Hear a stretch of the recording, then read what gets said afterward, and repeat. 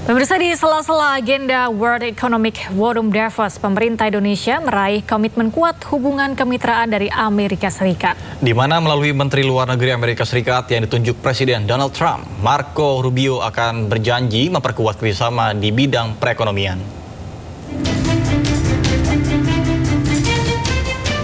Serikat Donald Trump mulai menjalin hubungan bilateral dengan negara lain, tak terkecuali dengan Indonesia. Melalui Menteri Luar Negeri Amerika Serikat Marco Rubio secara khusus menelpon Menteri Luar Negeri Sugiono di sela-sela pertemuan World Economic Forum Davos.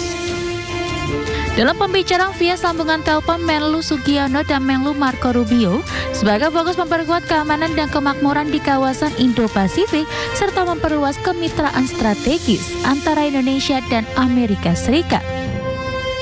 Menteri Sugiono optimistis hubungan bilateral Indonesia dengan pemerintahan Presiden Donald Trump akan terus berkembang selama masa jabatannya. Indonesia dan Amerika juga perlu meningkatkan kolaborasi perekonomian di sektor pembangunan berkelanjutan.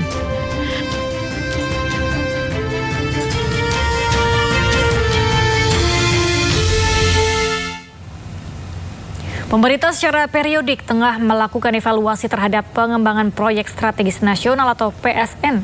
Salah satu yang akan dievaluasi adalah proyek ekowisata Tropical Coastline yang merupakan PSN di wilayah pesisir utara Tangerang, Banten yang menjadi sorotan belakangan ini. Sekretaris Kementerian Koordinator Bidang Perekonomian Susi Wiono Mugiarso menyebutkan pihaknya tengah melakukan evaluasi secara periodik terhadap pengembangan proyek strategis nasional atau PSN. Termasuk pengembangan kawasan ekowisata Tropical Coastline yang merupakan salah satu proyek strategis nasional di wilayah pesisir utara Tangerang, Banten yang menjadi sorotan akhir-akhir ini juga menjadi salah satu prioritas evaluasi pemerintah. Sesmenko menegaskan evaluasi periodik telah dilakukan oleh Komite Penyediaan Percepatan Infrastruktur Prioritas atau KPPIP, di mana saat ini sudah ada tahapan penyampaian hasil evaluasi dan meminta Kementerian Teknis pengusul atau pemberi rekomendasi teknis untuk menindaklanjuti hasil evaluasi dengan melakukan evaluasi teknis dan menyampaikan rekomendasi keberlanjutan dan penyelesaian proyek PSN di masing-masing sektor.